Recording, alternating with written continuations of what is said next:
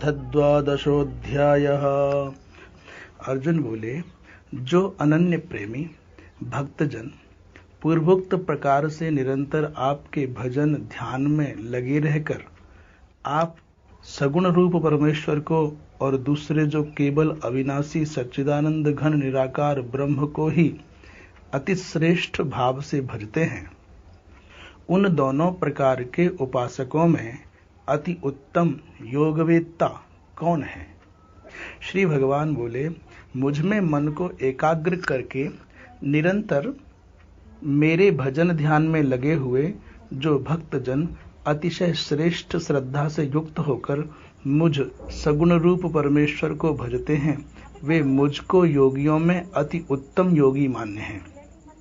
परंतु जो पुरुष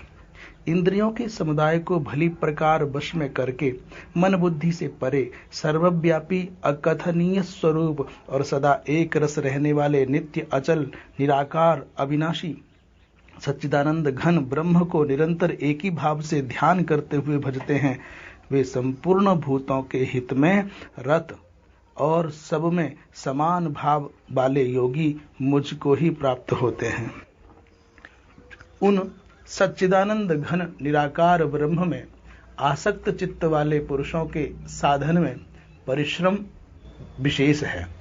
क्योंकि देहाभिमानियों के द्वारा अव्यक्त विषयक गति दुख पूर्वक प्राप्त की जाती है। परंतु जो मेरे परायण रहने वाले भक्तजन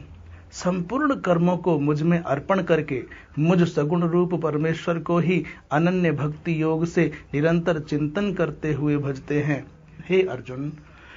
उन मुझ में चित्त लगाने वाले प्रेमी भक्तों का मैं शीघ्र ही मृत्यु रूप संसार समुद्र से उद्धार करने वाला होता हूं। मुझ में मन को लगा और मुझ में ही बुद्धि को लगा, इसके उपरांत तू मुझ में ही निवास करेगा, इसमें कुछ भी संशय नहीं है। यदि तू मन को मुझ में अचल स्थापन करने के लिए समर्थ नहीं है तो हे अर्जुन, अभ्यास रूप योग के द्वारा मुझको प्राप्त होने के लिए इच्छा कर। यदि तू उपयुक्त अभ्यास में भी असमर्थ है तो केवल मेरे लिए कर्म करने के ही परायण हो जा। इस प्रकार मेरे निमित्त कर्मों को करता हुआ भी मेरी प्राप्ति रूप सिद्धि को ही प्राप्त होगा। यदि मेरी प्राप्ति रूप योग के आश्रित होकर उपर्युक्त साधन को करने में भी तू असमर्थ है तो मन बुद्धि आदि पर विजय प्राप्त करने वाला होकर सब कर्मों के फल का त्याग कर। मर्म को न जानकर किए हुए अभ्यास से ज्ञान श्रेष्ठ है, ज्ञान से मुझ परमेश्वर के स्वरूप का ध्यान श्रेष्ठ है, और ध्यान से भी सब कर्मों के फल का त्याग श्रेष्ठ है, क्योंकि त्याग से तत्काल ही परम शांति होती है। जो पुरुष सब भूतों में द्वेष भाव से रहित,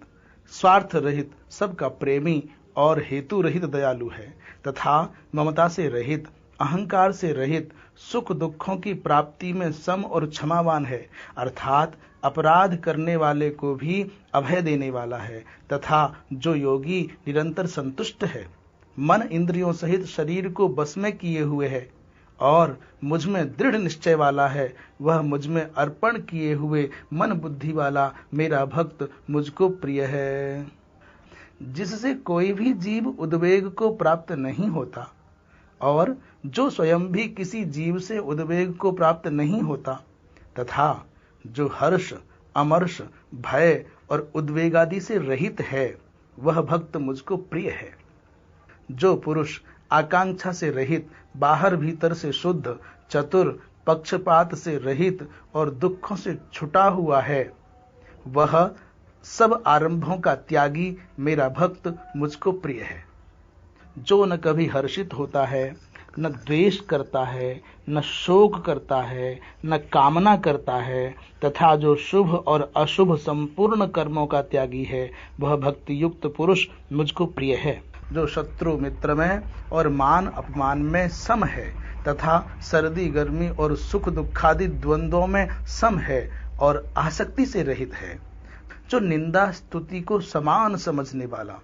मननशील और जिस किसी प्रकार से भी शरीर का निर्वाह होने में सदा ही संतुष्ट है और रहने के स्थान में ममता और आसक्ति से रहित है, वह स्थिर बुद्धि भक्तिमान पुरुष मुझको प्रिय है। परंतु जो श्रद्धायुक्त पुरुष मेरे परायण होकर इस ऊपर कहे हुए धर्ममय अमृत को निष्काम प्रेम भाव से सेवन करते हैं, वे भक्त मुझको अतिशय प्रिय हैं। ओम तत्सद इति श्रीमद्भगवद्गीतासु उपनिषत्सु ब्रह्म विद्यायां योग शास्त्रे श्री कृष्णार्जुन संवादे भक्ति योगो नाम